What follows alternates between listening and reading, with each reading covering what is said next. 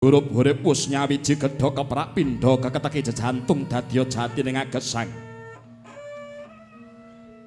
Gending lan tembang ibarat grengsenging cipta rasa budi karsa bungah susah papa mulya. Dadya lelangan lakune Arcapada pathet tiga kinarya tengara laksitaning Yuwana Purwa Madya Wasana. Sadaya yen rinara sangsaya kraos mulat sarira hangrasa wani weruhing diri rasa ngumangsani kaya jalma ngilo kaca.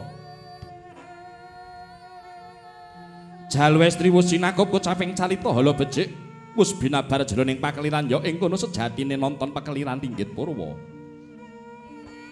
Hanenggih pundhita pinika ingkang minangka purwakaning carita nenggih gumelaring praja Ngalengka Dipura ya negara Ngalengkapura.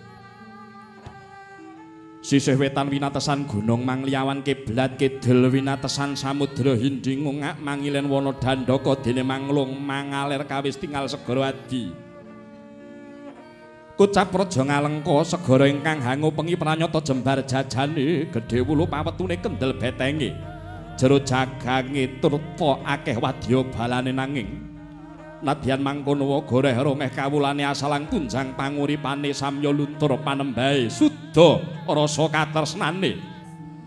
Apa ta darunane mangkono lebet nalika samana praja Ngalengka nedhengan cik jaman Kaliyoga ya jaman wesi. Wis kinudrat jroning jaman Kaliyoga sesrawungan tebih ing tata krami wulang suci dinanggep sepi isining weda dianggep dongeng ngayawara. Para muda tebing tata susila para manggala ketungkul kongas kuwasa kuasane kinarya gada bebasan sungsang buana balik. Wong jujur malah kujur, wong cidra malah ndrebala. Jroning praja Ngalengka kebekan para candala ingkang hambek siya Durjana judi miyang guna desti tenung santet bondet pilut kang teluh braja. Madat madon main maling minum wis dadi budayane wong sak praja Ngalengkapura. Sepuanem Jalwestrika dhaup kepilut ing juraning kemaksiatan kelancut lan kepincut nikmating sanggama. Siang ratri hanggung nenangi kridaning birayentan weruh lamun ta ing kono marganing bilai. Kalamun ta dalu kita Ngalengka katon kencar-kencar pinajaran lisah jarak miyang golo-golo. Saenggen-gen weh wong kang suka pariku suka gumyak gumeder suarane ketungkul ngabotoan keplek kecek dadu otok keprok cekipe nyang domino warata ngedabyah denanggep lumrah. Wiwit saking kita dumugi ning desa minggahing Parden banting kertu gebrak dampar udu dinar swara denumbar gumaya lakak-lakak tondo menang nyomain. Nanging ugi sinenggak santak yen to kalapi suwe ndrindil kaya maling kodanan. Gentayangan kang samya wuru inuman ngalor ngidul nyangking gendul grundal-grundul ngedu melucape kasar. Sasar susur solahe sangsaya ngawur gembar-gembor suarane mbrebeki tangga. Karana keladuk nggenya ngunjuk temah luntak-luntak gumeletak dadi tontonan sak marga-marga. Wonten malih wis malit-alit pinggiring kutha soroting pandam kawuryan remu-remu. Wirawi-wiragane kang samya handum asmara yayasat padha kayungyun aruming puspita. Leledang hang leledek solaing wanita tuna susila lenggat lenggot lelewane milangoni memalat sih mikat priya kang lagi lali garwa menyang putra datane nget kalamun nikmat kang gawa lelara. Para wasupitri Brahmana resi kathah ingkang sami ngungsi ing manca negari kalamun ta wis datan kiat mulat risak ing budi pakartine bangsa Ngalengka. Ing cipta datan kendhat denira meminta sih nugrahaning dewa mugi enggal pinaringan enget kang samya tindak dursila nalika semana kenging binasakake nagari Ngalengka satunggiling praja ingkang gedhe obore nanging peteng jagate jero tancepe nanging enteng bobote dhuwur kukuse nanging cendhak darajate. Lah sinten to ingkang ngrenggani praja Ngalengka wenang kicunapna mapan wis ana pilahe-pilahe dhewe yen buta raseksa. Yen kethek pragosa pendhita peparap dewa wisik kalamun Nalindra wenang jejuluk sinten to Dasanamanira. Dasa 10 nama wis mastani juluk Prabu Dasamuka ya Prabu Rahwana Raja ya Sukesitanaya. Pramila juluk Sang Prabu Dasamuka karana lumuh triwikrama asirah 10. Jejuluk Prabu Rahwana Karonat majane Resi Wisrawa pramila jejuluk Sukesitanaya karena putraning Dewi Sukeksi. Nalendra Hapes yaksa gagah perkasa ronggah anggegirisi. Pakulitane abrit bergadak yayah tembaga sinangling wadana mangar-mangar pindha kembang murawari. Wimba ketel gathuk ngetunggeng mencorong netrane kaya singa barong grana mungal nyantik palwa gombala capangku malintir. Godhek wok tepung gelang kelawan jenggot waja mbelah kedaton modot siunge sakculaning warak gedene. Jangga panggel dada jembarining go simbar pundak malang lir perbatang asta kukuh bagus sinartan otot kenceng arencang. Suku hamber gagah yayawet pucang yen lumampah gedruk-gedruk gagah kitrah lir lindu gunung geni. Yen ngendikan sugal santak sera ukarane kasar sartane misuh sarwi kecoh ngiwa kelawan nengen. Yen ketuju atine blobo watake neng yen kecenthok atine nyawa tataane. Apa to pambekane Ratu Ngalengka Nalendra Adigang Adigung Adiguna Adigang ngendelake bondo donyane Adigung ngendelake panguwasane Adiguna ngendelake kadigdayane. Siang ratri hanggung nenangi mung angkara murka ingkang ngethaha puwa-puwa paring denda tanpa karana paring pidana wong kang tanpa dedosa sadaya wawumure kasembadan kang sinedha datan mitang sengsaraning bebrayan dasar sakti mandraguna sinembu aji pancasona pranyata tengguh timbul sanjata tawa bebasan kena ing lara luput ing pati. Pramila kaya denuja dening dewane Sang Rahwana ngubal hardaning karsa kaya turangga ingkang bedal-bedal saking pandengan. Lah sinten to ingkang kepareng lenggah mungguing ayu nenggih menika wanane Rayinata satriya pangelbur gangsa kekasih Raden Harya Kumbakarna.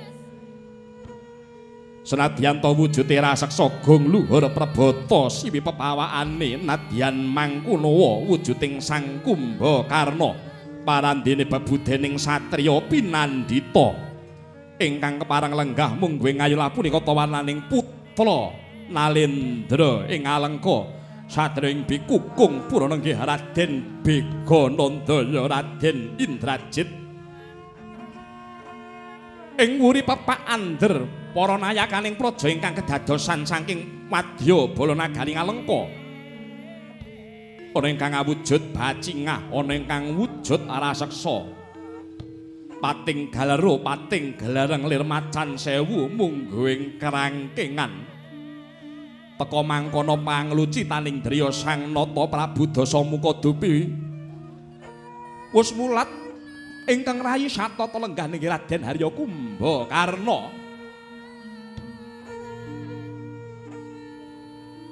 Kedadak kapiyarsa suwantening genta geng tinalu kaping 3 pratandha Sang Nata harsa medhar sabda.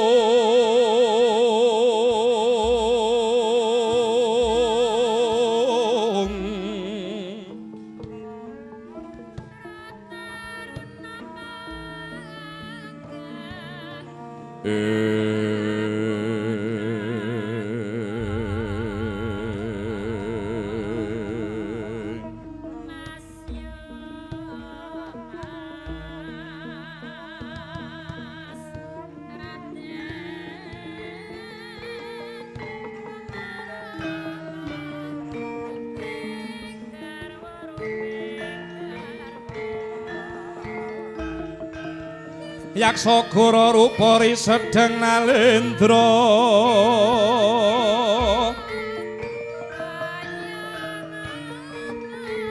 Yaksa lelaku kang kamal maleng kang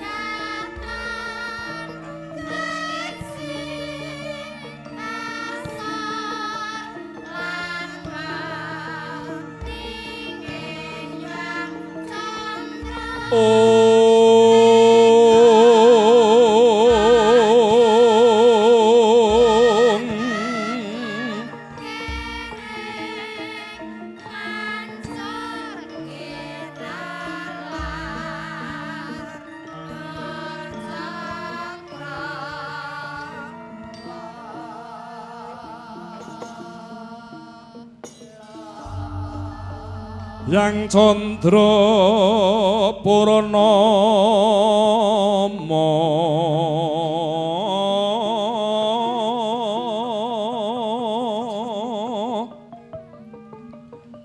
Sidi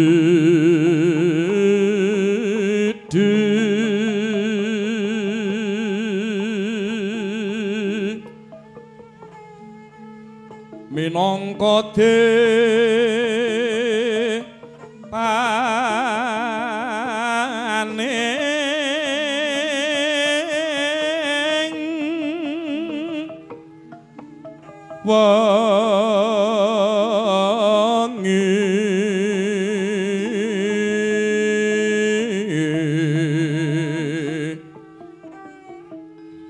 lintang raras kumenyar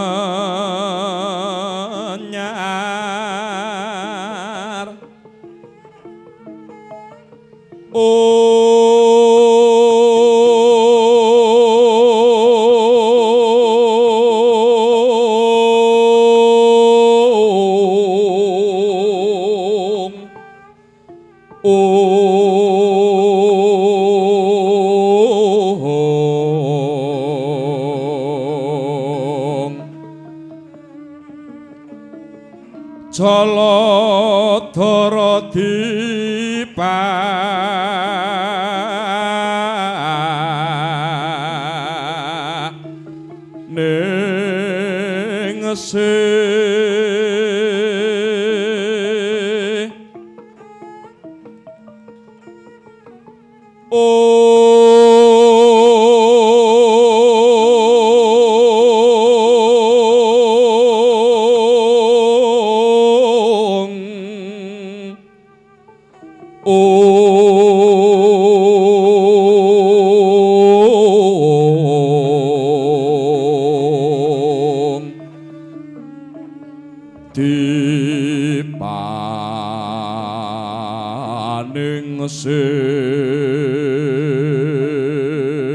dipaningsih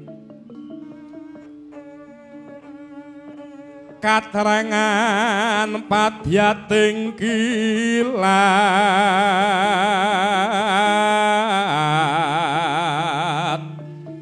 tatit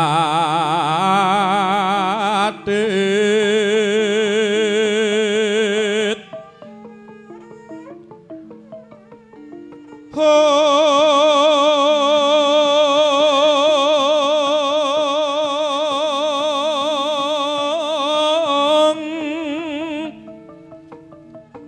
hanar nateng limut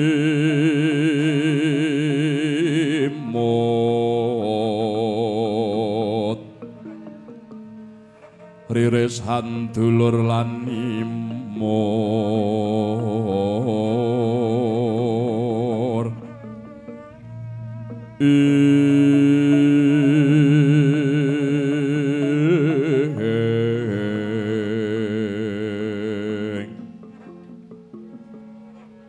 rumeng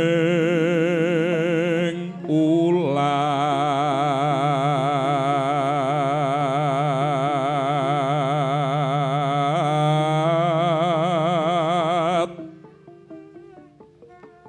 rumeng ulat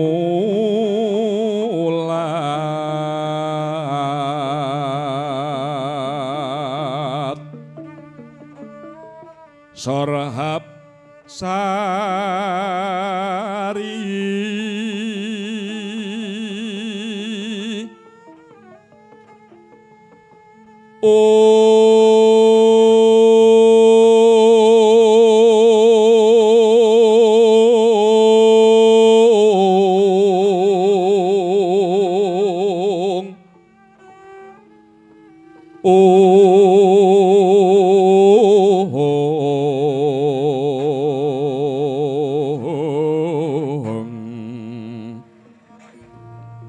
rumeng ulat sorap sari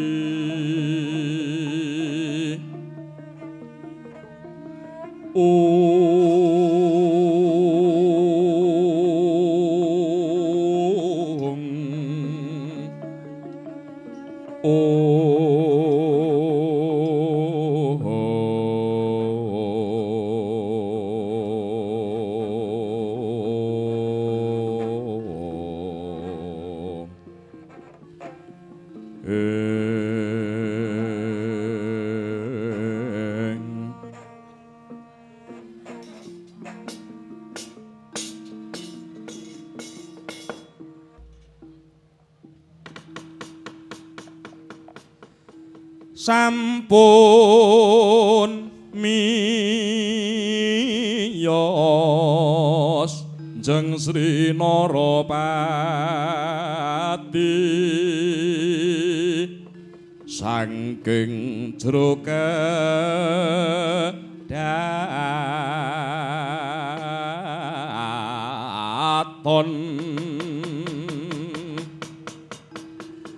kinarubya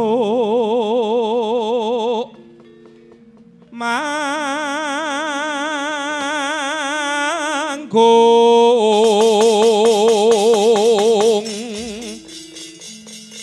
bedayane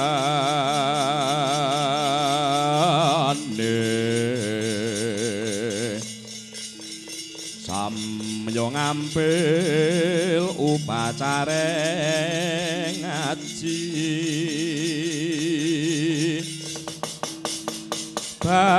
banyak sawung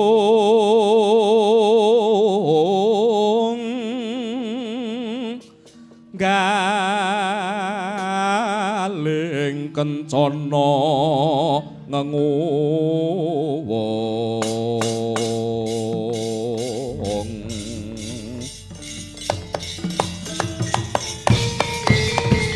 baiklah Allah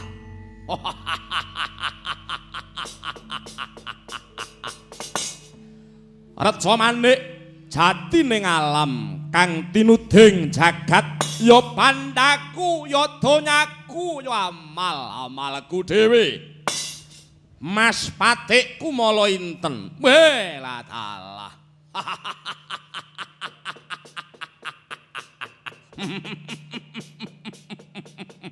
weh jagat mangestu ngkara jagat muga ngayomana marang kayuwanan ingsun. Kadangipun Kakang Yayi Kumbakarna kanthi karaharjan praptanira sira syadya ning praja Ngalengkapura iki Mbakarna.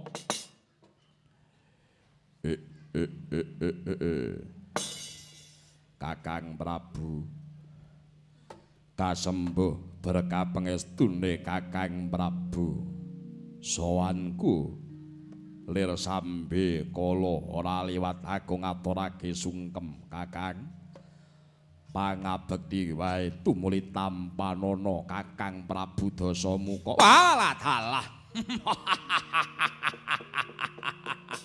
diku kadangipun Kakang Bokarnaya banget panarimaning sun pun Kakang nampa bektine marang Siadi akarya bombong bilawaning tias ora liwat pangestunipun Kakang wae tumuli tampanana Kumbakarna ya Kakang ndak tampa pangestune Kakang Dasamuka tak pundi dadi waji jaya kawijayan dikepenakna lungguhmu Kumbakarna ora kurang prayoga Kakang walah dalah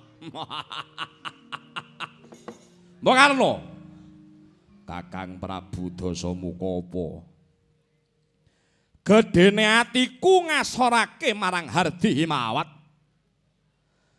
bareng sira Siadi teka Galeyang idak jerambah rumangsaku kedaton kene kaya kelebon kiacah katitik horek setinggil kaya meh gempal-gempala bumine sebab kaperbawan tekane Siadi kang tetela dialep-alep dene wong Alengka dipura Bokarna apa Kakang Prabu ora ngemungke wong sak Ngalengka pura dene wong sak Ngalengka diraja kang kabeh padha kangen marang sira Siadi mono sejatine kasempyok marang onengipun Kakang ya nadyan nalika samono Temadardah sak madyaning keluarga awit sangka geseng panemu nanging Kumbakarna aja mbok anggep iku jalarane pedhot talining kekadangane ngantaranipun Kakang lan Siadi nadyan nggonku nanggapi pira-pira dedukaning Kaka Prabu tak anggep dadi piwulang kang luhur ora ngono Cit Tracit wonten dawuh Rama Prabu rungokna kupingmu Cit pamanmu Kumbakarna iki satriya kang sejati nampa dedukane kadang tuwa ora dianggep salah sawijining pamoyok cilike pingget gedhe-gedhene tatu nanging ucape bapakmu nalika semana tumrap pamanmu Mbakarna dianggep salah sawijining piwulang kang luhur kowe tiru ya Cit inggih Rama ngestokaken dawuh Rama Dewaji Bokarna apa Kakang pirang candra ora seba nang Alengka kurang luwih wis antuk samadya candra kelungguhan iki alah dalah mara kaki sawangen di sawangen papan pasebane Siadi kawuryan gelagah alang-alang yen kesuwen sira Siadi ora manggonaning kono ora wurung dadi lemah sangar telapakane Siadi kang napak ing jerambah yen sikilmu tok junjung pekasan dadi raja Kalacakra aja to lama ing menungsa sing wani nglungguhana sesandingan wae bakal lebur tumpur dadi awu aku kangen karo kowe wong bagus semono uga aku ya kapang karo Kakang Prabu Dasamuka nek aku lara aku sing bakal golek tamba yen aku kesel aku sing bakal sumilih kewajiban nek aku lagi bingung aku sing bakal nyaosi marga bisane aja nganti bingung yen aku gandrung yen aku wuyung aku kang saguh bakal dadi tambane wuyung cocok Cit wonten dawuh rungokno kupingmu nek bapakmu lagi gandrung bapakmu wuyung aku rabekno ya Cit nggih Rama ngestokaken dawuh Bokarna apa Kakang Prabu jagat iki menungsa ora genep loro menungsa kang kaya sira Siadi rerantengan rerampatan piye Cit sampun dipun cawisaken kalian juru rerateng. Mbok Karna, apa Kakang? Aku ora lali karmane Siadi. Wiwit brol procot kowe dilairake sangka guwa garbane Kanjeng Ibu Sukesi. Kurang luwih Siadi umur setahun wis nate ngentekke panggang pitik 13 wedhus 35 sapine songo.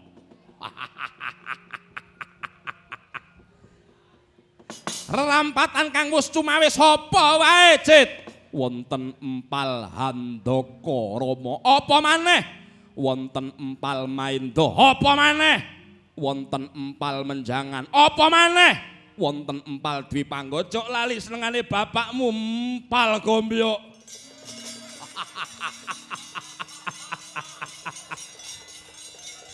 Omben-omben aja lali, Cit. Inggih golekno sing iso murup. Nun inggih ngestokaken dawuh. Pangunjukane Argya saking nagari Kamboja. Parinipun Sukonandi. Sing adang sapa? Sing adang Nyai Sulastri. Cocok. Mbok Karna. Mbok Karna. Apa Kakang? Dedaharane kabeh karmane Siadi wis tak cawisake rene. Wis suwe pun Kakang ora gembul dahar bebarengan marang sira Siadi, mula dina iki aku kepingin mayoran kambik rika. Dacit wonten dawuh sing wis cumawis gawanen rene, Cit. Sigra bala kang tumingal acampo samya ngedali halera tatit wileting kanda